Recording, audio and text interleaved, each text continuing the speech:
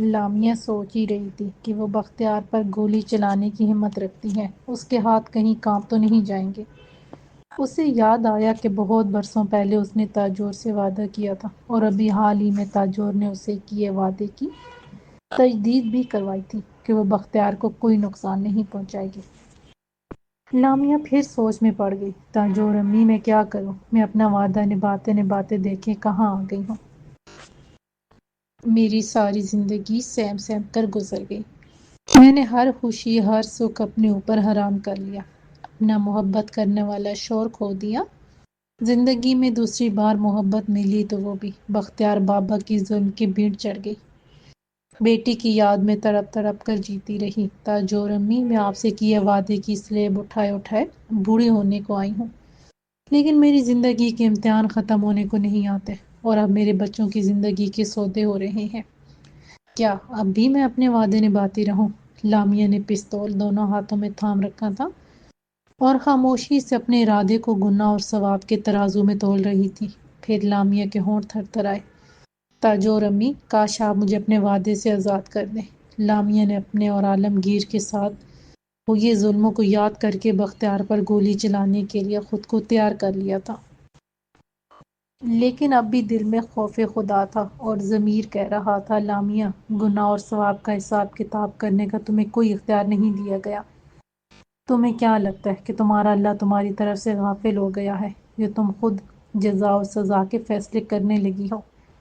لامیا نے پستول میز پر رکھ دیا۔ دل و دماغ کی جنگ نے اس کے اعصاب کو تھکا دیا تھا، اور آنکھیں جھپکائے بنا سامنے رکھے پستول کو گھوری جا رہی تھی۔ تاجور اپنے کمرے میں تنہا بیٹھی تھی، فون ہاتھ میں پکڑے رکھا تھا۔ کبھی فون واپس میز پر رکھ دیتی، کبھی اٹھا لیتی۔ لگتا تھا جیسے وہ کسی گہری کشمکش میں ہو۔ پھر وہ بڑبڑائی، بختیار صاحب، میں بہت مجبور ہوں۔ میں آپ سے کیے وعدے اب اور نہیں نبھا سکتی۔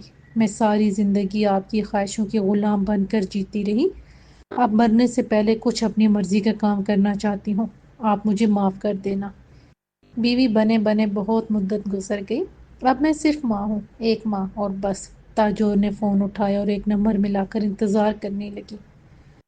لامیا کب سے ساکت بیٹھی پستول کو تکے جا رہی تھی کہ اتنے میں فون بج اٹھا۔ لامیا نے تاجور کا نمبر دیکھا تو سمجھی کہ شاید رمشا ہوگی، لیکن دوسری طرف تاجور تھی۔ نہ جانے کیوں لامیا کا دل ڈوب سا گیا۔ لامیا نے سلام کیا تو اسے لگا کہ تاجور بہت پریشان ہے۔ تاجور امی، کیا بات ہے؟ آپ بہت پریشان لگتی ہیں، اس نے پوچھا۔ تاجور نے رندی ہوئی آواز میں کہا، لامیا، ہاں واقعی میں پریشان ہوں، لیکن مجھے امید ہے کہ میرا اللہ مجھ پر رحم کرے گا۔ پھر تاجور کی آواز سسکیوں میں بدل گئی۔ لامیا کو اپنے بدن میں سنسناہٹ دوڑتی ہوئی محسوس ہوئی۔ اس نے گھبرا کر کہا، رمشا، میری رمشا۔ امی، رمشا تو ٹھیک ہے نا؟ وہ محفوظ ہے نا؟ آپ میری بات کروائیں، اور بختیار کب تک پہنچ رہے ہیں؟ کچھ لمحوں کی خاموشی کے بعد تاجور نے رمشا پر بیتی ساری روداد روتے روتے سنا ڈالی۔ لامیا، رمشا اب خطرے سے باہر ہے، بس تم دعا کرو وہ جلدی اچھی ہو جائے۔ لامیا یوں بیٹھی تھی جیسے اس کے بدن کا سارا خون کسی نے نچوڑ لیا ہو۔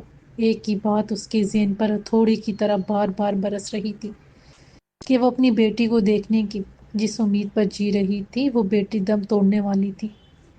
تاجور کے کئی بار آواز دینے پر لامیا کے بدن میں حرکت ہوئی۔ اس نے کہا، امی، رمشا کو بچا لیں، ورنہ میں لامیا کوشش کے باوجود یہ نہ کہہ سکی کہ وہ بختیار کو جان سے مار دے گی۔ لامیا نے سنا کہ تاجور کہہ رہی تھی، لامیا، سلمان کو کسی قیمت پر یہاں نہ بھیجنا، ہرگز نہیں۔ لامیا نے یوسف کی بات یاد کرتی ہوئی کہا، تاجور امی، میں نے آپ کو کہا تھا کہ رمشا کو میرے پاس بھیج دے، دیکھا آپ نے میری بات نہ مان کر میری بیٹی کو کہاں پہنچا دیا ہے۔ تاجور بولی، مجھے معاف کر دو، لیکن تم نہیں سمجھ سکتی، اگر میں کوشش بھی کرتی تو رمشا ان حالات میں کبھی جانے کے لیے نہ مانتی۔ لامیا نے کہا، کون سے حالات؟ آپ نے اگر سچ رمشا کو بتایا ہوتا تو وہ کیسے نہ مانتی۔ خیر، اب سلمان کسی قیمت پر نہیں جائے گا، اور آپ رمشا کو بھیجنے کا انتظام کریں۔ تاجور نے لامیا کی بات نظر انداز کرتے ہوئے کہا، تم نے بختیار صاحب کو نقصان نہ پہنچانے کا وعدہ کیا تھا، اور تم نے اپنا وعدہ بہت خوب نبھایا۔ آج میں تمہیں تمہارے وعدے سے آزاد کرتی ہوں۔ تم اپنے بچوں کو بچانے کے لیے جو کر سکتی ہو کرو، میں تمہیں کسی وعدے کا پابند نہیں کروں گی۔ اللہ تمہاری مدد کرے۔ فون بند ہو گیا اور لامیا گم سم فون ہاتھ میں لیے پتھر بنی بیٹھی رہی۔ پھر اس نے دوسری میز پر پڑے پستول کو دیکھا۔ شکریہ تاجور امی، مجھے آزاد کرنے کا بہت شکریہ۔ اب بختیار ابا کو دنیا کی کوئی طاقت مجھ سے نہیں بچا سکتی۔ لامیا نے پستول میں گولیاں ڈالی اور اسے چیک کیا۔ جب اطمینان ہو گیا تو پستول کو دراز میں رکھ کر اسے کچھ کاغذات سے ڈھانپ دیا اور کرسی پر ساکت بیٹھی رہی۔ زین نے سوچنے سے انکار کر دیا تھا۔ رمشا کو زندہ رہنا ہے، سلمان کو زندہ رہنا ہے، بس یہی دو جملے اس کے ذہن میں گونج رہے تھے۔ لامیا کے کمرے کا دروازہ کب کھلا، کون اندر آیا، اس کی اور تاجور کی باتیں سنی اور کب واپس چلا گیا، لامیا کو پتہ نہیں چل سکا۔ تاجور بختیار کی قد آدم تصویر کے سامنے کھڑی اسے دیکھے جا رہی تھی۔ بختیار کے چہرے پر رعب اور غرور کی عکاسی مصور نے بہت خوب پینٹ کی تھی۔ یہ برسوں سے لگی تصویر میں آج تاجور کو پہلی بار صرف ایک ظالم اور مغرور شخص نظر آ رہا تھا۔ یہ تاجور وہ دیکھ رہی تھی جو اس وقت دیکھنا چاہتی تھی۔ اس کا فیصلہ کرنا مشکل تھا۔ تاجور بڑبڑائی، بختیار صاحب آپ کیوں بھول گئے تھے کہ غرور صرف اللہ کی صفت ہے اور صرف اللہ ہی کو راس آتا ہے۔ غرور کا سر نیچا ہو کر رہتا ہے، پھر چاہے وہ فرعون ہو یا نمرود۔ میں نہیں جانتی لامیا اپنے بچوں کو بچانے کے لیے کیا کرے گی، کس حد تک جائے گی، لیکن میں نے ایک ماں کو ایک ماں کے وعدے کی زنجیر سے آزاد کر دیا ہے تاکہ اسے یہ حسرت نہ رہے وہ اپنے بچوں کو بچانے کے لیے میرے ساتھ کیے وعدے کی وجہ سے کچھ نہ کر سکی۔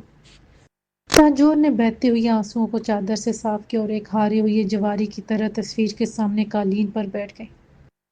بار بار فون پر بختیار سے التجا کرتا رہا کہ وہ تاجور کو بیان بدلنے پر مجبور کرے۔ بختیار نے بھی اسے بار بار یقین دلایا کہ تاجور اس کی مرضی کے بغیر کوئی بیان نہیں دے سکتی، اسی لیے وہ اطمینان رکھے۔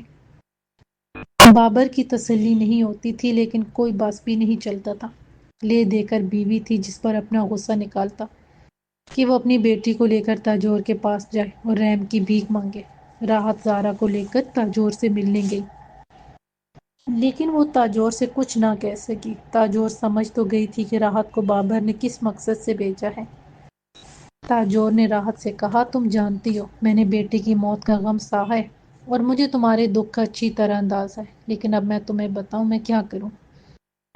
ایک طرف میری پوتی میری جان ہے، میرے بیٹی کی نشانی جسے بے قصور بے رحمی سے قتل کیا گیا، اور دوسری طرف تمہارا بیٹا اور تمہارا دکھ ہے۔ تم ہی کہو میں کیا کروں۔ راحت بمشکل بولی میں اپنے بیٹے کے لیے آپ سے رحم کی بھیک تو مانگ سکتی ہوں، آگے جو آپ کا دل چاہے۔ ہاں اتنا میں وعدہ کر سکتی ہوں کہ میں روحان کی زندگی کے بدلے بابر صاحب کو رمشا کا خیال چھوڑنے پر مجبور کر دوں گی۔ تاجور نے چند لمحے سوچنے کے بعد کہا راحت تم بہت بولی ہو، میں جانتی ہوں اس وقت بابر اور روحان دونوں ہی رمشا سے رشتہ توڑنے پر راضی ہو جائیں گے، لیکن حالات کے بدلتے ہی پھر سے انتقام کا کھیل شروع ہو جائے گا جس میں کسی بے گناہ کا خون بہے گا، کسی ماں کا سینہ چھلنی ہوگا اور کوئی بہن تڑپے گی۔ تم شاید نہیں جانتی کہ بختیار صاحب سلمان کو لینے گئے ہیں اور مجھ میں اب اتنی سخت نہیں کہ عالمگیر کا انجام ایک بار پھر سے دہرائے جانے کا منظر برداشت کر سکوں۔ تینوں اپنے اپنے دلوں میں اٹھنے والے طوفانوں سے نبرد آزما تھیں۔ آخر زارا نے سکوت توڑا۔ دادی میں بہت بزدل اور کمزور لڑکی ہوں، لیکن میں نے جو تھوڑی بہت ہمت سیکھی ہے وہ رمشا ہی سے سیکھی ہے۔ آپ امی کا غم نہ کریں، وہ ایک ماں ہے، اپنے بیٹی کے لیے روئیں گی تڑپیں گی، لیکن بھائی کے ہوتے ہوئے بھی وہ تڑپتی رہتی ہیں، لیکن کم از کم اس طرح کسی کو انصاف مل سکے گا، کسی کو تو سکون ملے گا اور شاید آنے والی نسلیں سکھ اور سلامتی سے جی سکے۔ تاجور نے دکھ اور پشیمانی سے زارا کو گلے لگا لیا۔ میری بچی میں تیرے جذبات سمجھتی ہوں اور تیری بہادری کی قدر بھی کرتی ہوں۔ میں راحت کو بھی دکھ دینا نہیں چاہتی لیکن میں بہت مجبور ہوں۔ ہمیں سب کچھ اپنے اللہ پر چھوڑ دینا چاہیے، وہ ضرور ہم سب کے لیے وہی کرے گا جو ہمارے حق میں بہتر ہوگا۔ تینوں خاموش تھی۔ آخر زارا نے ماں کو اٹھایا کہ اب جانے کا وقت ہو گیا تھا۔ تاجور انہیں کار تک چھوڑنے آئے۔ راحت ایک بار بڑی امید سے تاجور کو دیکھا لیکن تاجور نے نظریں جھکا لی۔ راحت ایک آہ بھر کر کار میں بیٹھ گئی اور کار چلی گئی۔ تاجور تھکے تھکے قدموں سے اندر آ گئے۔ بابر باہر ہی کھڑا راحت کی واپسی کا انتظار کر رہا تھا۔ راحت اور زارا کے اترے ہوئے چہرے ان کی ناکامی واپسی کا پتہ دے رہے تھے۔ پھر بھی بابر نے ڈوبتی امید کا آخری سرا پکڑتے ہوئے پوچھا تاجور بھابھی مان گئی؟ وہ اپنا بیان بدل رہی ہے نا؟ راحت نے کوئی جواب نہیں دیا، لیکن زارا چپ نہ رہ سکی۔ اس نے کہا، نہیں ابا، دادی نہیں مانی۔ بابر یہ سنتی ہی رات کو گالیاں دینے لگا، لیکن زارا ماں کو لے کر اندر چلی گئی۔ بابر کے دل کا غبار ہلکا ہوا تو اس نے بختیار کو فون میں لایا، لیکن جب دیر تک بختیار نے فون نہیں اٹھایا تو بابر نے خود کو مایوسی کے سمندر میں ڈوبتا ہوا محسوس کیا۔ آخر وہ لمحہ آ ہی گیا جب بختیار لامیا کے دروازے پر کھڑا مسکرا رہا تھا۔ لامیا اس کے لیے راستہ چھوڑ کر ایک طرف ہٹ کر کھڑی ہو گئی۔ بختیار اندر آ کر ایک صوفے پر بیٹھ گیا۔ لامیا نے دیکھا کہ بختیار بوڑھا ضرور ہو گیا تھا، لیکن اب بھی اس کی گردن غرور سے تنی ہوئی تھی۔ سکینہ بھی بختیار کی آواز سن کر لڑکھڑاتی ہوئی آ گئی تھی۔ بختیار کی نظر سکینہ پر پڑی تو بولا، او سکینہ تو واقعی بہت بیمار لگتی ہے۔ خیر اب کیا کیا جائے، مرنا تو سبھی کو ہے، کسی کو آئے تو کسی کو کل۔ ادھر آ کر بیٹھ جا، کہیں گر نہ جانا۔ لامیا نے سکینہ کو سہارا دے کر ایک کرسی پر بٹھا دیا۔ بختیار ہنسا، تجھے میں نے اپنی بہو اور پوتے کی دیکھ بھال کے لیے یہاں چھوڑا تھا، پر لگتا ہے کہ میری بہو کو تیری خدمت کرنا پڑ رہی ہے۔ لامیا تم واقعی بہت اچھی ہو، آج کل کے زمانے میں کون اپنے ملازموں کی خدمت کرتا ہے؟ لامیا نے ایک نظر بھر کے بختیار کو دیکھا اور کہا، میں کسی ملازمہ کی نہیں بلکہ اپنی ساس کی خدمت کر رہی ہوں، اور مجھے اپنی ساس کی خدمت کر کے خوشی ہوتی ہے۔ بختیار کے چہرے پر کئی رنگ آ کر گزر گئے۔ لامیا بہو، تمہاری ساس ابھی زندہ ہے، تمہیں ایک نوکرانی کو ساس کا درجہ دیتے ہوئے شرم آنی چاہیے۔ لامیا نے اطمینان سے جواب دیا، میں جانتی ہوں کہ تاجو اور امی زندہ ہیں، اور میری دعا ہے کہ ان کا سایہ میرے بچوں پر سلامت رہے، لیکن سکینہ بھی عالمگیر کی ماں ہے، انہوں نے عالمگیر کو اپنا دودھ پلایا ہے۔ بختیار غصے میں کھڑا ہو گیا، سکینہ تجھ میں اتنی ہمت اور ہوشیاری کہاں سے آ گئی کہ زبان نہ ہوتے ہوئے اتنا زہر اگل سکی؟ تجھے اپنے بیٹی کی زندگی کی بھی پرواہ نہیں، کم بخت، نیچ ذات نیچ ہی رہتے ہیں، ان کے ساتھ جو چاہے کر لو، دل تو چاہتا ہے کہ تیرے مرنے کا بھی انتظار نہ کروں، تیرا گلا ابھی گھونٹ دوں۔ بختیار لامیا کی طرف خونخوار نظروں سے دیکھتا ہوا بڑھا، امید کرتا ہوں کہ تم نے سکینہ کی بکواس صرف اپنے تک ہی محدود رکھی ہوگی۔ میرا سلمان کہاں ہے، بلاؤ اسے۔ لامیا نے کہا، بختیار ابا، میری بیٹی تو آپ چھین کر لے گئے، اب ایک میرے بیٹے کے سوا ہے ہی کون جسے میں کچھ بتاؤں گی؟ وہ جانتا ہے کہ سکینہ سے اس کا کیا رشتہ ہے۔ بختیار کا چہرہ غصے سے تمتمانے لگا تھا، لیکن آج لامیا کو بالکل خوف محسوس نہ ہوا۔ سلمان کہاں ہے؟ بختیار دھاڑا، میں یہاں ہوں دادا ابا۔ بختیار نے سلمان کی آواز پر مڑ کر دیکھا تو سلمان کو دروازے میں کھڑا دیکھ کر ٹھٹک گیا، پھر مسکراہٹ اس کے چہرے پر چھا گئی۔ آگے بڑھ کر سلمان کی پیٹھ تھپ تھپائی اور اسے گلے سے لگا لیا۔ بہت خوب، تم بالکل ویسے ہی ہو جیسا میں سوچا کرتا تھا، کم از کم شخصیت کے لحاظ سے تو بالکل میرے خواب کی تعبیر ہو، لمبے چوڑے اور جاذب نظر، دادا کی شیبہ ہو، دل خوش ہو گیا۔ سلمان نے دادا سے الگ ہوتے ہوئے کہا، مجھے آپ کا بہت انتظار تھا، آپ بھی بالکل ویسے ہی ہیں جیسے میں نے سنا تھا۔ بختیار کو ایک لمحے کو لگا کہ سلمان طنز کر رہا ہے، لیکن جب سلمان کے سنجیدہ چہرے کو دیکھا تو اس کا شک دور ہو گیا۔ مسکرا کر سلمان کو اپنے برابر صوفے پر بٹھا لیا۔ میرے بچے، یہ بتاؤ کہ وراثت سنبھالنے کے لیے تیار ہو، یعنی میرے ساتھ چلنے کو تیار ہو؟ جی دادا ابا، میں آپ کے ساتھ چلنے کو تیار ہوں، ہاں آپ کو راستہ ضرور دکھانا پڑے گا۔ بختیار کی خوشی کی انتہا نہ رہی، اس سے لامیا سے یہ امید نہ تھی کہ وہ بیٹے کو اتنی آسانی سے اس کے ہمراہ جانے کے لیے تیار ہو جائے گی۔ لامیا تم نے مجھے خوش کر دیا، اس لیے میں تمہارا مشکور ہوں، ہاں سکینہ کے لیے سوچنا پڑے گا کہ کیا کیا جائے۔ لامیا نے کہا، سلمان اس وقت ہی آپ کے ساتھ جائے گا جب رمشا وعدے کے مطابق یا پھر ہماری ڈیل کے تحت یہاں آ جائے گی۔ بختیار نرمی سے بولا، لامیا ڈیل تو برابر والوں میں ہوتی ہے، تمہارا پلڑا ہمیشہ ہلکا رہا ہے، ایسی ڈیل کوئی معنی نہیں رکھتی، ہاں اسے تم اپنی مجبوری کہہ سکتی ہو۔ لامیا نے تنزن کہا، اور آپ کا وعدہ بھی شاید ایسا ہی وعدہ ہوگا جو کبھی پورا نہ کرنے کے لیے کیا گیا ہو۔ بختیار ہنس دیا، نہیں لامیا، میں اپنے وعدے کا پکا ہوں، اور میں نے اپنے وعدے کی لاج رکھنے کی کوشش میں اپنے عالمگیر کو، اپنے جوان جہاں بیٹے کو اپنے ہاتھوں سے قبر میں اتارا ہے۔ یہ اپنے بیٹے سے کیا ہوا وعدہ توڑنے کی سزا تھی۔ بختیار خاموش ہو گیا، شاید بیٹے کی موت کا زخم ہرا ہو گیا تھا۔ لامیا بھی خاموش تھی۔ چند لمحوں بعد بختیار نے کہا، لامیا مجھے اپنا وعدہ یاد ہے، لیکن تم ذرا سوچو کہ رمشا یہاں آ کے کیا کرے گی۔ وہ وہاں خوش ہے، کالج میں پڑھ رہی ہے، بہت ذہین اور ہوشیار ہے۔ دونوں بہن بھائی مل کر میری سیاسی اور کاروباری میراث سنبھالیں گے۔ تمہیں خوش ہونا چاہیے کہ تمہارے دونوں بچوں کو بنا محنت کے اتنا اونچا مقام معاشرے میں، عزت، دولت اور ساتھ میں شہرت مل رہی ہے۔ لامیا کے ہونٹوں پر ایک زہریلی مسکراہٹ آئی اور پھر پلک جھپکتے ہی غائب ہو گئی۔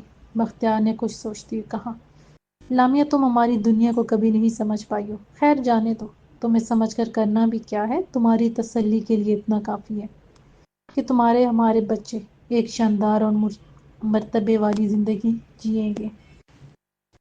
لامیا نے بختیار کی اس بات پر کوئی تبصرہ نہیں کیا، وہ خاموش رہی۔ سلمان حیرت سے ماں اور دادا کی باتیں سن رہا تھا۔ اسے عجیب بھی لگا کہ یوسف کے مطابق تو لامیا بختیار سے خوف زدہ تھی اور اسی خوف میں ساری زندگی بسر کر رہی تھی، لیکن سلمان کو محسوس ہوا کہ اس کے سامنے بیٹھی لامیا کو بختیار سے ذرا برابر بھی خوف محسوس نہیں ہو رہا تھا۔ سلمان کو ڈر ہوا کہ کہیں لامیا کی ایسی طنزیہ گفتگو سے کہیں جو پلان انہوں نے بنایا تھا وہ بگڑ نہ جائے۔ اسے حیرت تھی کہ لامیا ایسا کیوں کر رہی تھی۔ اس سے پہلے کہ لامیا کچھ کہتی، سلمان بولا، ممی آپ رمشا کی فکر نہ کریں، میں دادا ابا کے ساتھ جا رہا ہوں تو رمشا کے ساتھ ہی رہوں گا، آپ سے ملاقات بھی ہو جائے گی۔ دادا ابا ہم کیوں نہ سکینہ اماں اور ممی کو بھی ساتھ ہی لے چلیں؟ بختیار نے سنجیدگی سے کہا، نہیں بیٹے ابھی نہیں، پہلے تم چلو، وہاں کے حالات دیکھو، سمجھو، اپنی جگہ پہچان لو، پھر جو چاہے کرتے رہنا۔ سلمان کچھ کہنا چاہتا تھا لیکن بختیار نے اسے روک دیا، نہیں سلمان ابھی نہیں، تمہاری بہن اور تمہاری دادی تمہاری راہ دیکھ رہی ہیں، ہمیں فوری طور پر روانہ ہونا ہے، کل ہی کی فلائٹ لے لیں تو بہتر رہے گا۔ سلمان کچھ پریشان نظر آنے لگا تو لامیا نے کہا، ٹھیک ہے سلمان تم جاؤ اور جانے سے پہلے اپنے دوستوں سے مل لو، پھر جانے کب ملنا ہو۔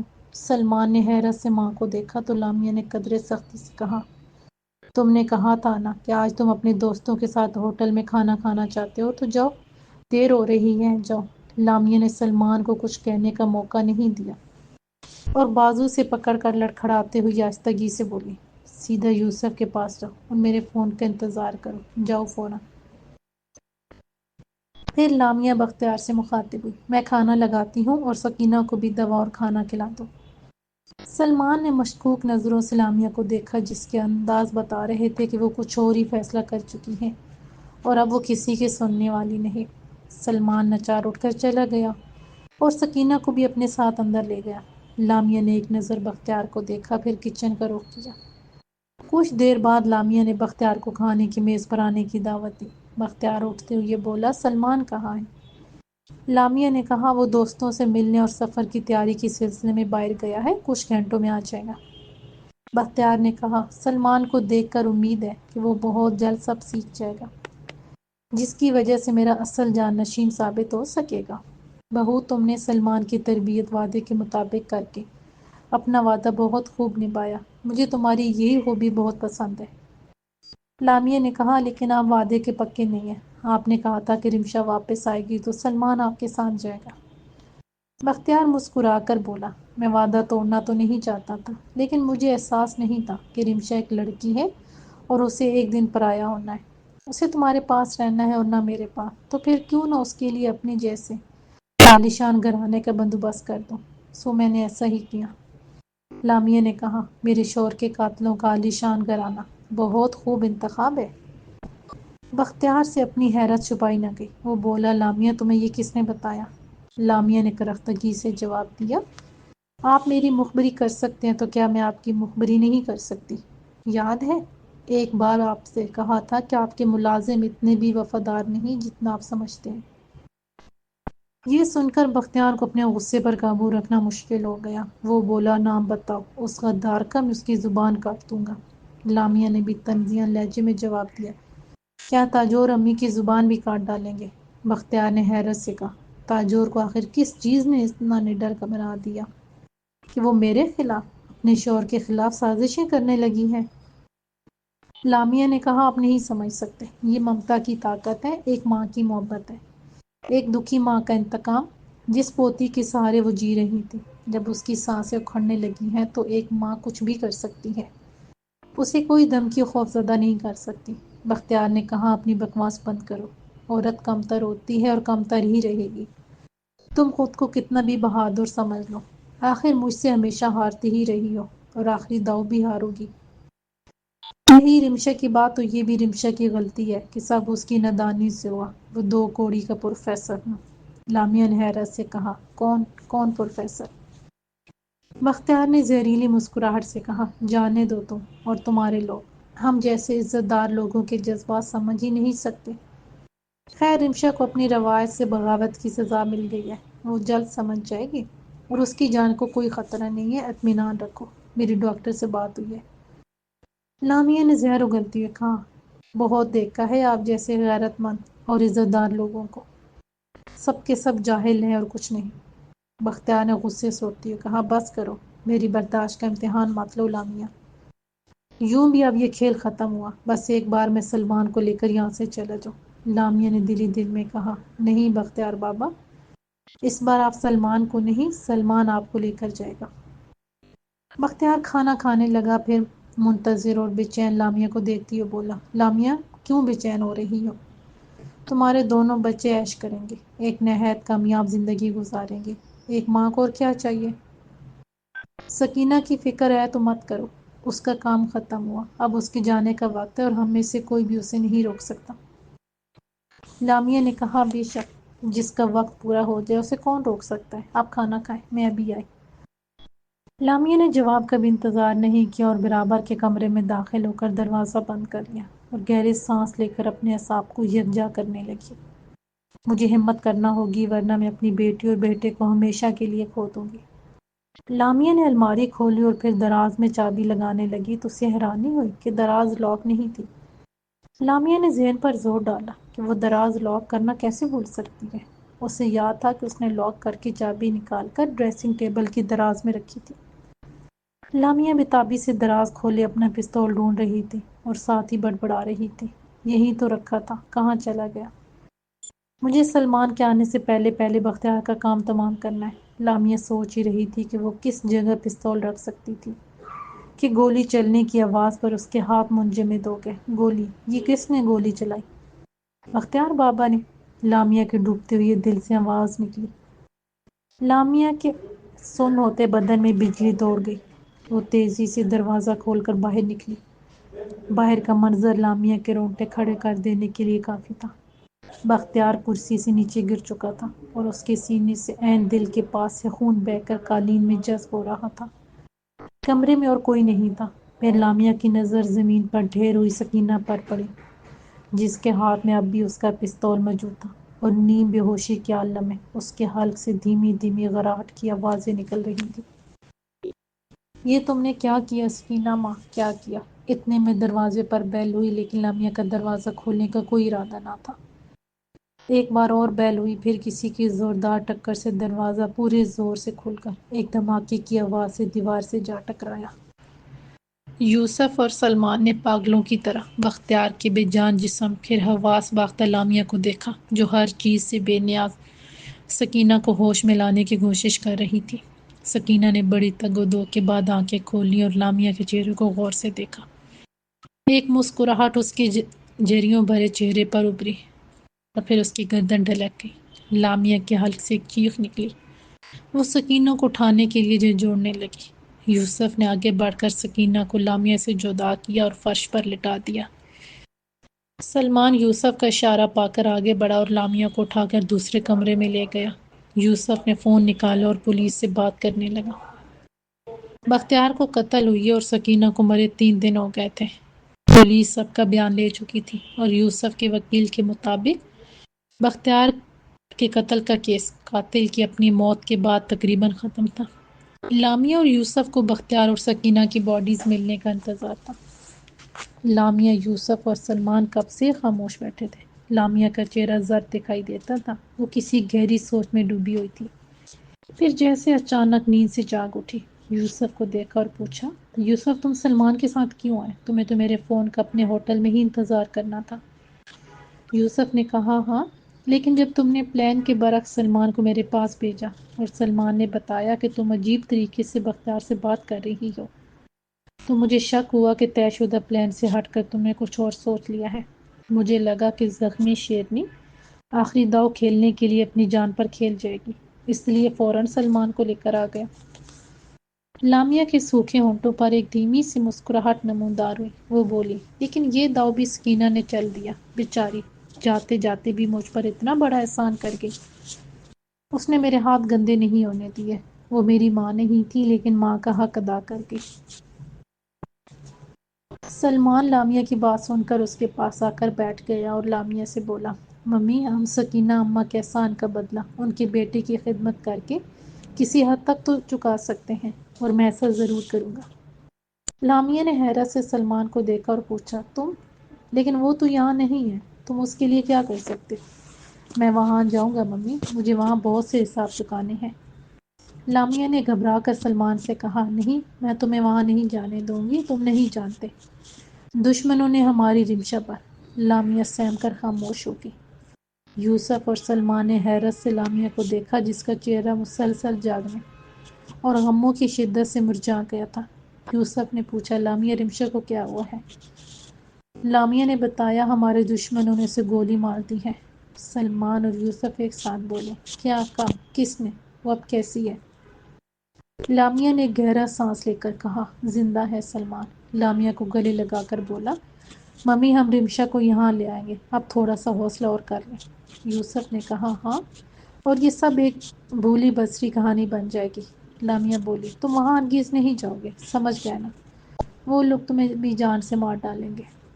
سلمان نے کہا، ممی اطمینان رکھیں، ایسا کچھ نہیں ہوگا۔ وہاں رمشا ہے اور میری دادی ہے، ہمیں دادا کی میراث کو بھی تو سنبھالنا ہے۔ اگر وہ غلط ہاتھوں میں چلی گئی تو یہ خونی کھیل کبھی ختم نہیں ہوگا، اور اس کے لیے مجھے جانا ہوگا۔ انکل کا بھی یہی خیال ہے، کیوں انکل؟ یوسف نے اقرار میں سر ہلایا تو لامیا نے غصے سے کہا، نہیں، میں تمہیں وہاں نہیں جانے دے سکتی۔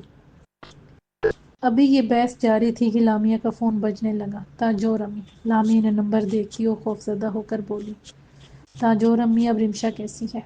تاجور نے جواب میں فون رمشا کو پکڑا دیا۔ رمشا ابھی بھی اسپتال میں تھی، اٹھنے میں اسے تکلیف ہو رہی تھی۔ تاجور کے کہنے پر رمشا نے لیٹے لیٹے فون پکڑ لیا اور لامیا سے بات کرنے لگی۔ رمشا میری بچی، اب تم کیسی ہو؟ تم میرے پاس آ جاؤ، یہاں کوئی خطرہ نہیں، تمہیں کوئی نقصان نہیں پہنچا سکے گا۔ تم پلیز یہاں آ جاؤ، میں اب اور انتظار نہیں کر سکتی۔ لامیا ایک ہی سانس میں بولتی چلی گئی۔ رمشا نے جواب دیا، ممی، ساری عمر اتنے حوصلے سے سب کچھ سہا، اب جب منزل سامنے ہے اور راستہ صاف دکھائی دے رہا ہے تو آپ مجھے پلٹ جانے کو کہہ رہی ہیں؟ نہیں، میری ممی اتنی کم ہمت نہیں ہو سکتی۔ ممی، سلمان کو بھیجنا، مجھ سے اب اور انتظار نہیں ہوتا۔ لامیا سے بات نہیں ہو پا رہی تھی۔ سلمان نے لامیا سے فون لے لیا۔ اسے عجیب سی خوشی ہو رہی تھی کہ وہ اپنے بچپن کی بچھڑی بہن سے، جسے وہ ہمیشہ ہی اپنی ڈھال سمجھتا رہا تھا، بات کرنے جا رہا تھا۔ سلمان اور رمشا کبھی بچپن کی تو کبھی بچھڑنے کے بعد کی زندگی کی باتیں کرتے رہے، اور یوسف انہیں خاموشی سے مسکراتے ہوئے دیکھتا رہا۔ لامیا اب بھی گم سم بیٹھی تھی۔ جب رمشا باتیں کرتے کرتے ڈھال ہونے لگی تو تاجور نے اس سے فون لے کر اسے آرام کرنے کے لیے واپس لٹا دیا۔ تاجور کمرے سے جانے لگی تو رمشا نے تاجور کا ہاتھ تھام لیا۔ دادی، میں آپ کا غم سمجھتی ہوں، اور آپ کو کیا لگتا ہے کہ مجھے دادا کے یوں اچانک چلے جانے کا غم نہیں؟ لیکن جو ہونا تھا وہ ہو چکا ہے۔ لیکن ابھی آپ کے بیٹے کا قاتل آزاد ہے، اور آپ کی پوتی پر گولی چلانے والا بھی اپنے انجام کو نہیں پہنچا ہے۔ آپ کو میرا ساتھ دینا ہے، دیں گی نا؟ تاجور نے ایک آنکھ بھری۔ بیٹی، میں ہمیشہ سے تمہارے ساتھ ہوں، لیکن اب تمہارے پاس تمہاری ماں ہے، بھائی ہے، تمہیں میری ضرورت نہیں پڑے گی۔ رمشا نے کہا، اگر میرے ساتھ پوری دنیا بھی ہو تو مجھے آپ کی ضرورت ہے، اور آج کے بعد آپ ایسا نہیں کہیں گی۔ تاجور نے روتے ہوئے رمشا کو گلے لگا لیا۔ میری بچی، میری بیٹی، تجھ پر میرے جیسی ہزار جانیں نثار۔ رمشا نے دادی کو خود سے الگ کرتے ہوئے کہا، دادی، سلمان دادا ابا کے ساتھ پہنچ رہا ہے، اور سکینہ بھی۔ آپ مخدوم سے کہہ کر سارے انتظام کروا لیں، اور دادی، میری ایک درخواست ہے۔ تاجور نے کہا، بولو۔ رمشا بولی، دادی، میں جانتی ہوں کہ سکینہ اماں آپ کی نظروں میں دادا ابا کی قاتل ہے، اور یہ سچ بھی ہے، لیکن ممی، سلمان اور میری خواہش ہے کہ سکینہ اماں کو ہمارے خاندان کی ایک فرد کی طرح عزت ملنی چاہیے۔ جو انہیں زندگی میں نہ مل سکی اور وہ موت کے بعد ضرور ملنی چاہیے۔ کیا آپ کو یہ منظور ہے؟ تاجور نے کہا، تم نہ بھی کہتی تو بھی میں سکینہ کو وہی مقام دیتی جو اس کا حق ہے۔ آخر اس نے میرے بیٹے کو دودھ پلایا تھا۔ اور رہی بختیار صاحب کو قتل کرنے کی بات، تو بختیار نے اپنے لیے خود ہی ایسی موت چنی تھی، تو کوئی کیا کر سکتا تھا؟ رمشا نے اطمینان کا سانس لیا اور آنکھیں بند کرنا چاہیں، لیکن دروازے میں بابر کو دیکھ کر حیران ہوئی۔ تاجور نے رمشا کی آنکھوں میں حیرانی دیکھی تو مڑی اور بابر کو دیکھ کر حیران رہ گئی۔ اجڑے بال، بے ترتیب کپڑے اور چہرے پر ہوائیاں اڑی ہیں۔ بابر، تم یہاں کیا کر رہے ہو؟ تاجور نے پوچھا۔ بابر اندر آ کر تاجور کے سامنے کھڑا ہو گیا۔ بھابھی، مجھے معاف کر دیں اور رحم کریں، میرا بیٹا، وہ میرا اکلوتا بیٹا ہے۔ تاجور کے چہرے پر کرختگی ابھر آئی۔ بابر، آج تمہیں احساس ہوا کہ بیٹے کو کھونے کا درد کیسا ہوتا ہے۔ ابھی تو روحان زندہ ہے تو تمہارا یہ حال ہے۔ میرے بارے میں کبھی سوچا ہے؟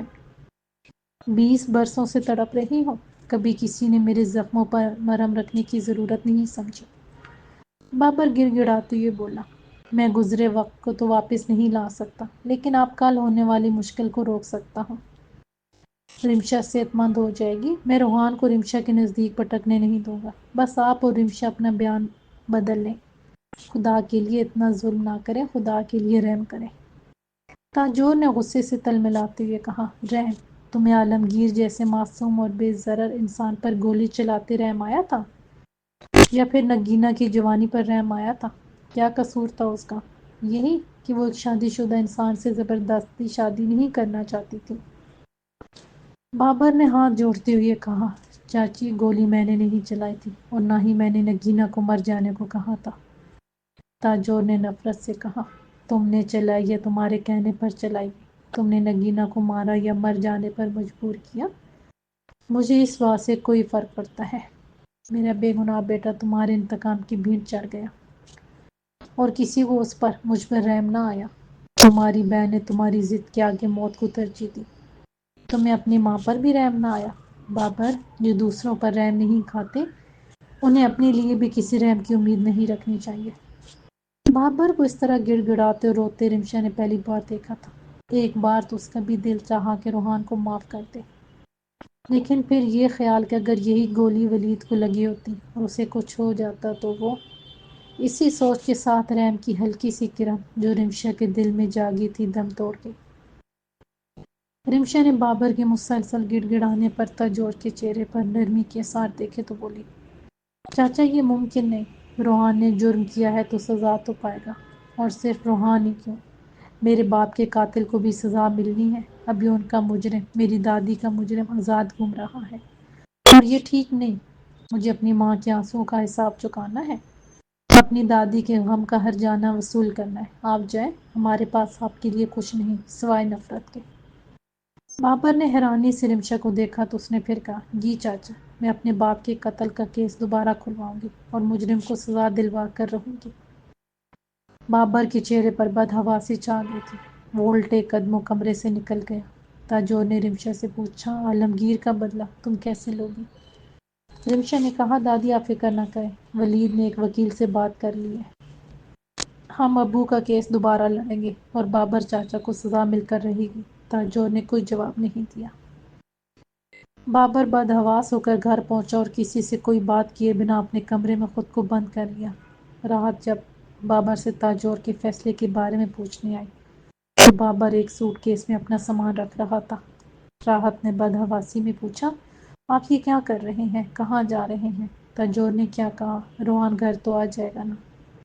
بابر نے بددستور سامان رکھتے ہوئے کہا، کچھ نہیں ہوا، وہ تاجور کی پوتی مجھے جیل بھیجنے کے چکر میں ہے۔ میں یہاں سے فرار ہو جاؤں گا، خود کو بہت ہوشیار سمجھتی ہے، دیکھتا ہوں کون مجھے پکڑتا ہے۔ راحت نے بابر کا بازو پکڑ کر جھٹکا دیا، آپ ہوش میں تو ہیں؟ روحان کو جیل میں اور ہمیں بے یار و مددگار چھوڑ کر کہاں فرار ہو رہے ہیں؟ بابر نے اپنا بازو چھڑاتے ہوئے کہا، کسی کو نہیں چھوڑ رہا، خود کو محفوظ کر لوں تو تم سب کی حفاظت کر سکوں گا۔ اس سے پہلے کہ رمشا عالمگیر کا کیس کھلوائے، مجھے اس ملک سے نکل جانا چاہیے۔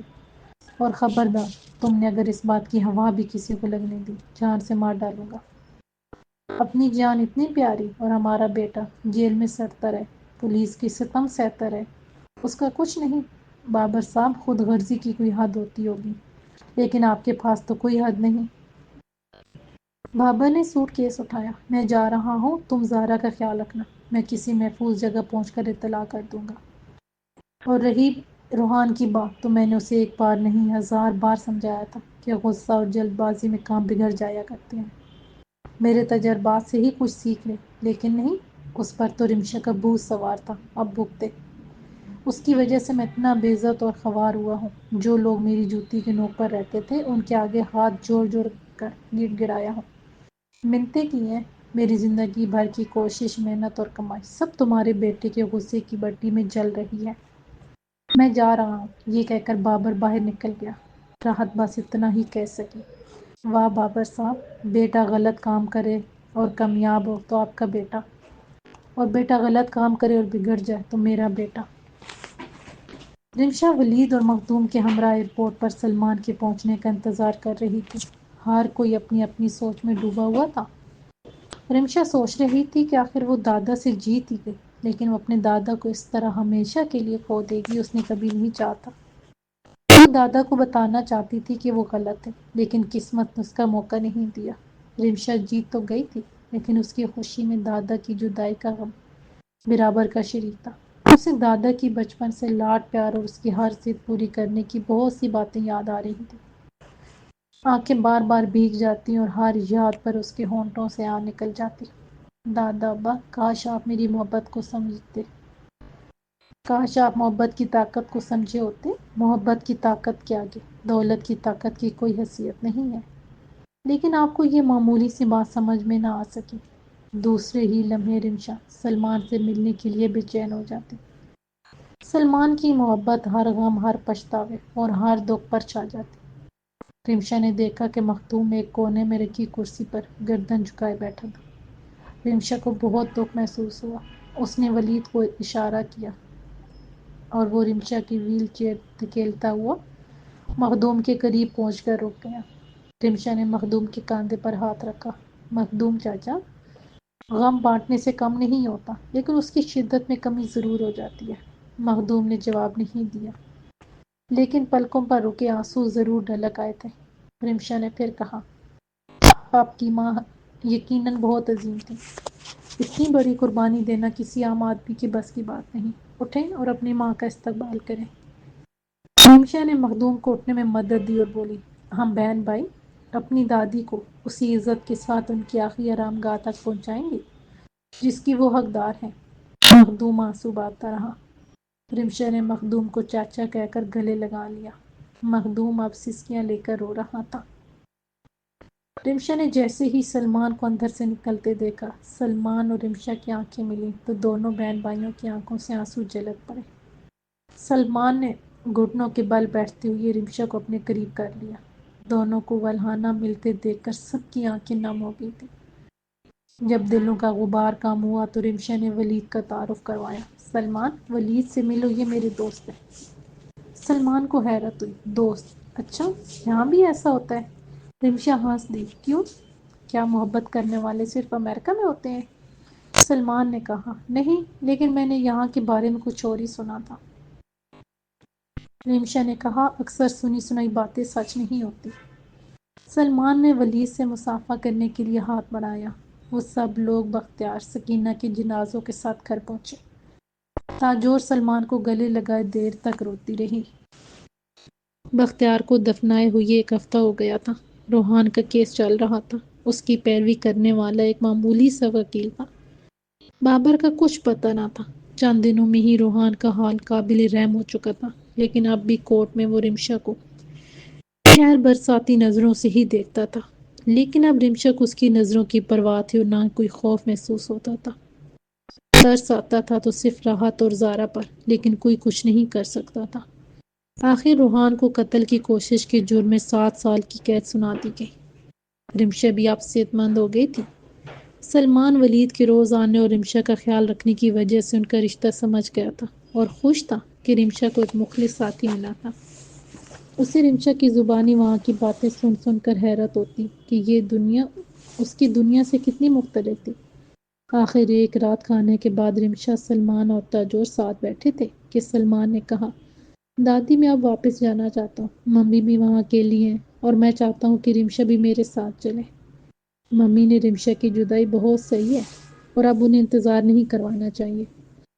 تاجور خاموش رہی تو رمشا نے کہا، سلمان، میں ممی سے ضرور ملنے جاؤں گی، لیکن میں یہ زمین چھوڑ کر کہیں نہیں جاؤں گی۔ میں نے اس زمین اور اس زمین پر بسنے والوں سے کچھ وعدے کیے ہیں اور میں ممی کی طرح ہی اپنے وعدوں کی پابند ہوں۔ تم واپس جانا چاہو تو جا سکتے ہو۔ رہی دادا کی جائیداد کی بات تو اس کا فیصلہ دادی کرے گی۔ میں ان کے ہر فیصلے پر راضی اور خوش ہوں۔ سلمان نے حیرت سے کہا، تم یہاں کیا کرو گی؟ یہاں مشکلوں کے سوا اور کیا ہے؟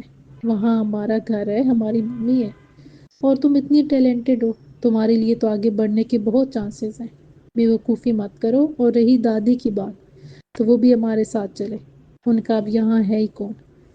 رمشا نے کہا، تم جانے سے پہلے ایک دن میرے ساتھ گزار لو، پھر فیصلہ کر لینا کہ تمہیں یہیں رہنا ہے یا واپس جانا ہے۔ سلمان نے کہا، ٹھیک ہے، لیکن میں یہاں کبھی فٹ نہیں ہو سکتا، میں واپس جاؤں گا۔ تاجور خاموشی سے دونوں کی باتیں سنتی رہی۔ اب وہ بہت کم بولتی تھی اور اکثر اپنے کمرے میں ہی بند رہتی تھی۔ دوسرے دن صبح ہوتے ہی رمشا سلمان کو لے کر ولید کے دفتر جا پہنچی۔ ولید نے اسے اپنے ادارے کا حال سنایا، اپنی اور رمشا کی پہلی ملاقات کی داستان سنا ڈالی۔ سلمان حیرت سے سب سنتا اور دیکھتا رہا۔ دوپہر کو کھانا کھا کر رمشا نے مخدوم سے کہا کہ وہ انہیں بابر کے گاؤں لے چلے۔ راستے میں رمشا نے سلمان کو زارا کے بارے میں سب کچھ بتا کر کہا، دادا ابا نے زارا کو تمہارے لیے پسند کیا تھا۔ ان کا مقصد ایسا کرنے سے کچھ بھی ہو، لیکن ان کے ہزار فیصلوں میں سے ایک یہی فیصلہ مجھے پسند ہے۔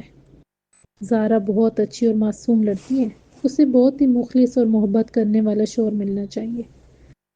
سلمان نے کہا، رمشا، میں گاؤں کی لڑکی سے کیسے نباہ کر سکتا ہوں؟ وہ مجھے کبھی سمجھ سکے گی اور نہ میں ہی اسے کبھی سمجھ سکوں گا۔ رمشا مسکرا دی لیکن جواب نہ دیا۔ اتنے میں وہ بابر کی حویلی پہنچ چکے تھے۔ مرجھائی ہوئی زارا رمشا کو دیکھ کر کھل اٹھی۔ راحت چاچی چند مہینوں میں ہی برسوں کی بوڑھی لگ رہی تھی۔ رمشا کے دل کو ٹھیس لگی۔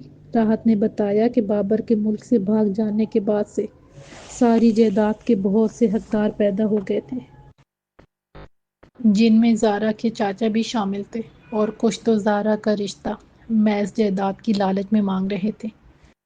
زارا سے ہی رمشا کو پتہ چلا کہ بابر فرار ہو کر لندن چلا گیا تھا، جہاں ان کا ایک اور گھر اور کچھ اثاثے تھے، اور اب وہ اپنی جائیداد بیچ کر زارا اور راحت کو بھی وہاں بلانا چاہتا تھا۔ تم جانا چاہتی ہو؟ رمشا نے پوچھا۔ نہیں رمشا، امی روحان بھائی کو جیل میں چھوڑ کر کبھی نہیں جائیں گی، اور میں چلی گئی تو ان بچوں کو کون پڑھائے گا؟ رمشا نے رات کو سلمان سے پوچھا، کیا ابھی بھی وہ اس ملک کو چھوڑ کر جانا چاہتا ہے؟ سلمان نے بہت سوچ کر کہا، میں نام بھی جاؤں تو یہاں کیا کروں گا؟ میں یہاں بالکل اجنبی ہوں، نہ ہی زبان ٹھیک سے سمجھ پاتا ہوں اور نہ یہاں کے قانون میری سمجھ میں آتے ہیں۔ رمشا ہنس دی، اس میں سے کون سی ایسی بات ہے جو سیکھی نہیں جا سکتی؟ سلمان جھنک گیا، پھر بولا، کیا زارا بھی یہ بات جانتی ہے کہ ہمارا دادا نے اسے میرے لیے پسند کر لیا تھا؟ رمشا نے جواب دیا، ہاں وہ جانتی ہے، اور اس نے تمہیں دل و جان سے قبول بھی کر لیا تھا، یا پھر شاید آج بھی تمہیں اپنا جیون ساتھی سمجھتی ہو۔ تم خود کیوں نہیں پوچھ لیتے؟ سلمان نے کچھ سوچ کر کہا، کیا میرا زارا سے بات کرنا مناسب ہوگا؟ یہاں کا ماحول بہت گھٹا گھٹا سا ہے۔ رمشا نے کہا کہ وہ ان کے ملنے کا انتظام کر دے گی۔ زارا کا ہر جواب سلمان کو حیرت زدہ کرنے کے لیے کافی تھا۔ زارا نے کہا، مجھے بچپن سے یہی سکھایا گیا ہے کہ لڑکیوں کی قسمت کے فیصلے باپ اور بھائی کرتے ہیں، اور پھر میں تو رمشا میں تمہیں دیکھتی تھی، اور جو بھی رمشا کو جانتا ہے وہ اس سے محبت کیے بنا نہیں رہ سکتا۔ سلمان نے حیران ہوتے ہوئے کہا، اس کا مطلب تم مجھ سے محبت کرتی ہو؟ زارا نے یہ سن کر شرم سے نظریں جھکا لی۔ سلمان کی زارا سے بات کرنے کے بعد اس کی جیسے زندگی ہی بدل گئی۔ کوئی لڑکی کسی لڑکے کو دیکھے بنا ہی اسے کیسے اپنی زندگی کا ساتھی مان سکتی تھی، اور پھر زندگی بھر اس کا انتظار کرنے کو بھی تیار تھی۔ سلمان دیر تک زارا کا مقابلہ جولیا سے کرتا رہا۔ زمین اور آسمان، ایک کے لیے دنیا اور دولت ہی سب کچھ، اور دوسری کے لیے انسانی خدمت اور بے لوث عہد و پیمان ہی سب کچھ۔ سلمان نے دیکھا کہ رمشا اس کے جواب کی منتظر تھی۔ رمشا، مجھے یہ سوچ کر ہی شرمندگی ہو رہی ہے کہ میں اب تک بلا مقصد جی رہا تھا۔ تمہارے پاس اور زارا کے پاس زندگی کا کتنا عظیم مقصد ہے اور اسے پانے کے لیے جدوجہد کرنے کی کتنی ہمت بھی ہے۔ میں تو بہت ہی کمزور اور ناتواں اور شاید ناکارہ بھی ہوں۔ رمشا تم بھی بتاؤ میں کیا کروں؟ رمشا نے جواب دیا، ابھی تمہارے پاس بہت وقت ہے، بہت کچھ کر سکتے ہو، اور پھر ہمیشہ کی طرح میں تمہارے ساتھ ہوں، کسی کی مجال کہ تمہیں تنگ کرے یا کچھ کہے۔ سلمان نے کہا، ہاں کچھ تو مجھے بھی یاد ہے کہ اسکول میں تم ہر اس بچے سے لڑتی تھی جو مجھے ستاتا تھا یا میری چیزیں چھین لیتا تھا۔ رمشا نے کہا، تمہیں زارا کیسی لگی؟ سلمان بولا، بہت اچھی، شاید میں اس کے لائق نہیں۔ رمشا مسکرا کر بولی، سلمان تم ہی زارا کے لائق ہو اور اسے تمہاری ہی ضرورت ہے۔ اس کا مشن پورا کرنے کے لیے پیسوں کے ساتھ ساتھ ایک نڈر اور مخلص ساتھی کا ہونا بہت ضروری ہے، جو تم ہو۔ سلمان مسکرا کر بولا، جیسے تمہارے ساتھ ولید ہے۔ رمشا نے برجستہ کہا، نہیں، جیسے میں ولید کے ساتھ ہوں، ایک ہی بات ہے۔ پھر سلمان نے کہا، رمشا میں نے یہی رہنے کا فیصلہ کر لیا ہے۔ رمشا یہ سن کر اداس نظر آنے لگی تو سلمان نے پوچھا، رمشا تمہیں میرے فیصلے سے خوشی نہیں ہوئی؟ رمشا نے کہا، میں بہت خوش ہوں کہ میرے وطن کو ایک مخلص اور ایماندار انسان مل رہا ہے، لیکن میں ممی کے بارے میں سوچ کر پریشان ہوں، وہ تمہارے یہاں رہنے سے بہت تنہا ہو جائیں گی۔ سلمان نے شرارت سے ہنستے ہوئے کہا، نہیں، کوئی ہے جو اب بھی ان کی راہ دیکھ رہا ہے۔ مجھے یقین ہے کہ وہ ممی کو تنہا نہیں ہونے دے گا، اور ساتھ ہی وہ سب خوشیاں بھی دے گا جن سے وہ اب تک محروم ہے۔ سچ؟ رمشا نے خوش ہوتی ہوئی کہا، وہ کون شخص ہے؟ سلمان نے یوسف کی ساری کہانی رمشا کو کہہ سنائی تو رمشا نے خوش ہوتے ہوئے کہا، کتنی عجیب بات ہے، واقعی زندگی ایک سمجھ میں نہ آنے والی پہلی ہے۔ اچھا، اب ہمیں مستقبل کی پلاننگ کرنا ہوگی، چلو دادی کو خوشخبری دیں کہ تم انہیں چھوڑ کر کہیں نہیں جا رہے ہو۔ سلمان نے یوسف اور لامیا کی کہانی تاجور کو سنائی تو تاجور کہہ اٹھی، اب سمجھ میں آیا کہ لامیا نے رمشا کی جدائی کا زہر ایک بے قصور انسان کی جان بچانے کے لیے پیا تھا۔ سلمان کا فیصلہ سن کر ایک عرصے کے بعد تاجور کے چہرے پر مسکراہٹ آئی تھی، بیٹے میں بہت بد نصیب ہو کر بھی کتنی خوش نصیب ہوں جو میرا بیٹا جانے سے پہلے دو انمول رتن میرے جینے کے لیے چھوڑ گیا ہے۔ تاجور نے دونوں کو پیار کیا تو رمشا نے کہا، دادی ایک خواہش تو پوری ہو سکتی ہے اور کر بھی دینی چاہیے۔ تاجور نے پوچھا، ایسی کون سی خواہش ہے؟ رمشا نے مسکرا کر سلمان کو دیکھا۔ سلمان کو زارا پسند ہے، اور زارا کا تو کیا ہی کہنا، وہ تو بھیا کو دیکھے بنا ہی انہیں اپنا سب کچھ مان چکی ہے۔ تاجور نے خوش ہوتی ہوئی کہا، مجھے بھی زارا بہت پسند ہے اور امید ہے کہ راحت بھی سلمان کو پسند کر لے گی۔ رمشا نے شرارت سے کہا، لیکن یہ شادی نہیں ہو سکتی۔ دونوں کو حیران ہوتا دیکھ کر رمشا نے ہنستی ہوئی کہا، میرا مطلب ابھی نہیں ہو سکتی بھائی، ابھی زارا کو آگے پڑھنا ہے، اس کا ایک مشن ہے اور اس کے لیے اسے بہت کام کرنا ہے، اور سلمان اسے تو ابھی ابتدا کرنی ہے، اسی لیے ابھی بہت انتظار کرنا ہوگا۔ تاجور اور سلمان ہنس دیے۔ سلمان نے پوچھا، مگر یہ تو بتاؤ کہ تمہارا کیا مشن ہے؟ ولید کے ساتھ چندہ جمع کرتے رہنا؟ رمشا اچانک سنجیدہ ہو کر بولی، نہیں بھیا، میرا مشن اس سے بہت آگے کا ہے، مجھے اور میرے جیسے نوجوانوں کو اس ملک کی تقدیر بدلنا ہے۔ معصوم عوام کو پرانی اور دقیانوسی سوچ رکھنے والے سیاستدانوں اور نام نہاد رہنماؤں کی غلامی سے آزاد کر کے سوچ کی آزادی دلانا ہے، اور بھی بہت کچھ۔ تاجور نے کہا، تو تم اپنے دادا کی طرح سیاست میں آنا چاہتی ہو؟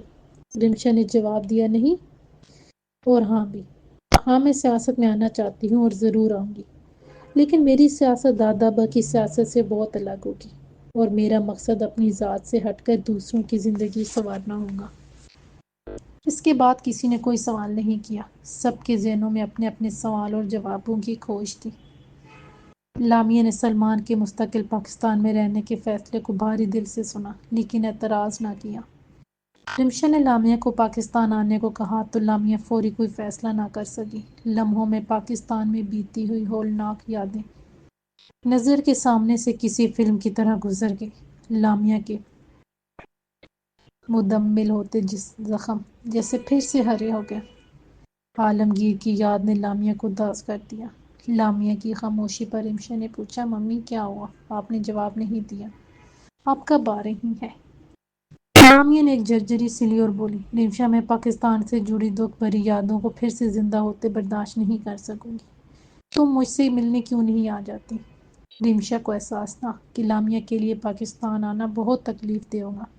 پھر بھی اس نے کہا، ممی، آپ ایک بار اپنے ماضی کا سامنا کر لیں گی تو آپ کو قرار آ جائے گا۔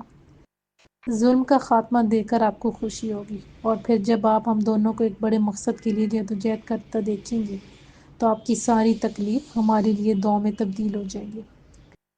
لامیہ تذبذب میں تھی کہ حامی بھرے یا نہ بھرے کہ رمشا نے کہا، ممی، آپ کو اپنے ہونے والی بہو سے بھی تو ملنا ہے۔ لامیہ نے بے اختیار کہا، بابر کی بیٹی۔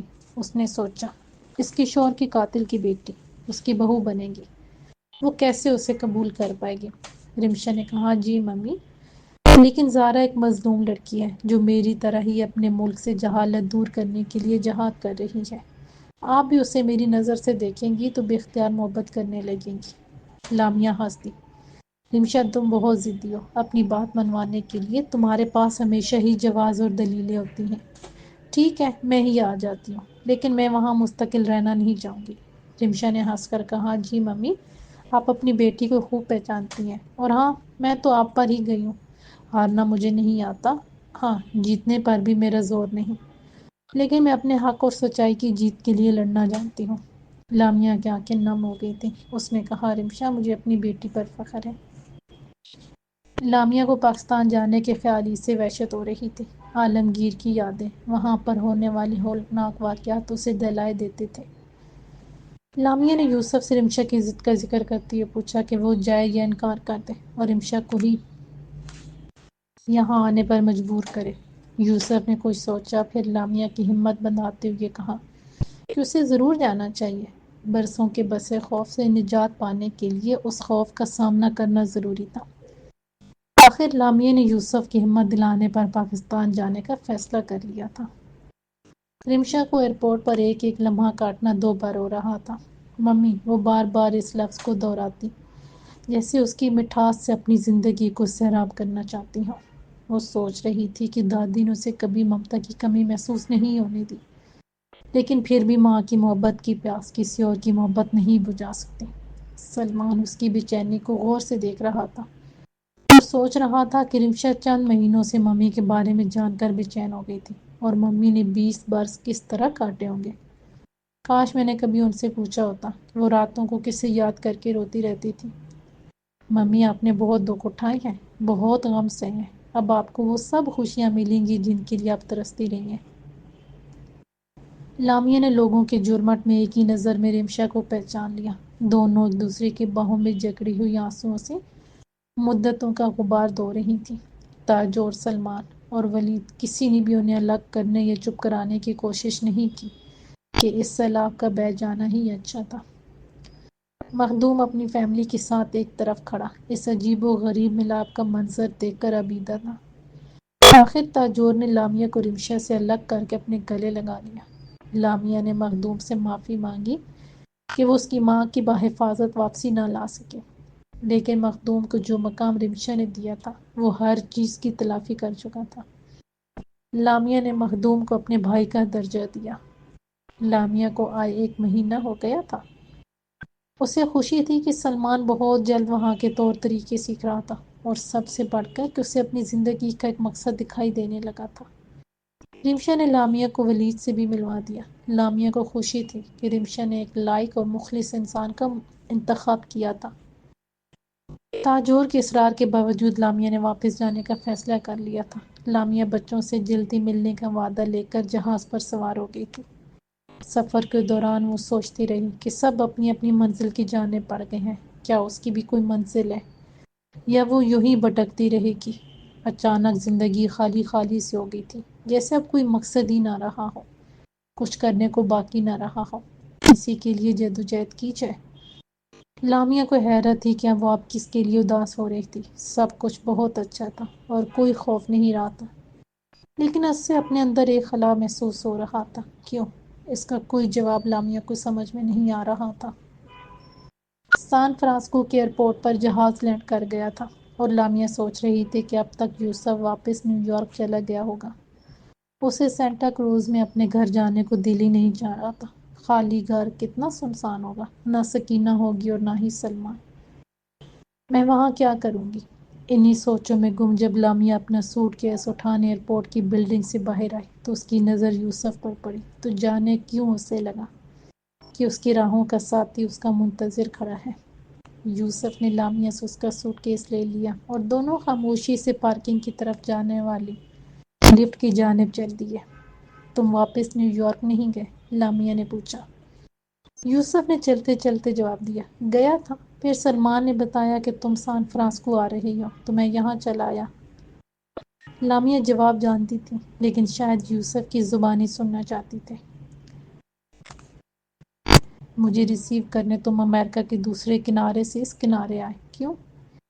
یوسف چلتے چلتے رک گیا، لامیا کو دیکھ کر بولا، امریکہ کا دوسرا کنارہ تو بہت نزدیک ہے، میں تمہیں لینے دنیا کے دوسرے کنارے تک جا سکتا ہوں۔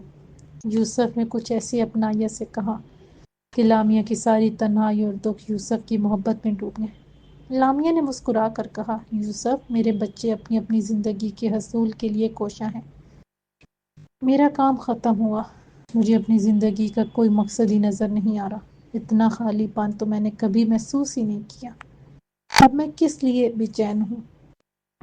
یوسف مسکرایا، سپاہی کو جنگ سے فارغ ہو کر ایسی ہی بے چینی ہوتی ہے۔ لامیا نے مصنوعی غصے سے کہا، تم ہمیشہ میرا مذاق اڑاتے رہتے ہو، لیکن میں سنجیدگی سے سوچ رہی ہوں کہ میں اب کیا کروں۔ یوسف نے بھی سنجیدہ ہوتے ہوئے کہا، تم کہا کرتی ہو جب کوئی مقصد نظر نہ آئے تو زندگی اپنا مقصد خود ڈھونڈ لیتی ہے، اس لیے تمہیں پریشان ہونے کی ضرورت نہیں۔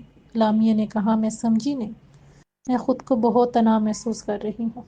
یوسف نے کار کا دروازہ کھولتے ہوئے کہا، میرے ہوتے ہوئے تمہیں تنہا محسوس کرنے کی ضرورت نہیں، آؤ بیٹھو، ساتھ چلتے ہیں، سفر آسانی سے کٹ جائے گا۔ لامیا نے بیٹھنے میں تردد کیا، پھر مسکرا کر بیٹھ گئی اور بولی، تم ٹھیک کہتے ہو، ہم سفر ہم خیال بھی ہو تو زندگی بہت حسین ہو جاتی ہے۔ یوسف نے کار کا دروازہ بند کیا اور دوسری طرف سے گھوم کر اسٹیئرنگ وہیل تھام کر ایک نظر لامیا پر ڈالی۔ لامیا دور آسمان پر شام کے دھندلکے میں چمکنے والے پہلے ستارے کو غور سے دیکھ رہی تھی۔ یوسف، ستارے کیوں چمکتے ہیں؟ اس نے پوچھا۔ یوسف نے کار سٹارٹ کی اور بولا، تاکہ بھولے ہوئے مسافروں کو راستہ دکھا سکے۔ لامیا کی مسکراہٹ بہت پرسکون تھی۔ کار سبک رفتار سے چلی جا رہی تھی۔ لامیا سیٹ پر سر ٹکائے، آنکھیں موندے، لبوں پر تبسم لیے آنے والی سنہری صبح کی منتظر تھی۔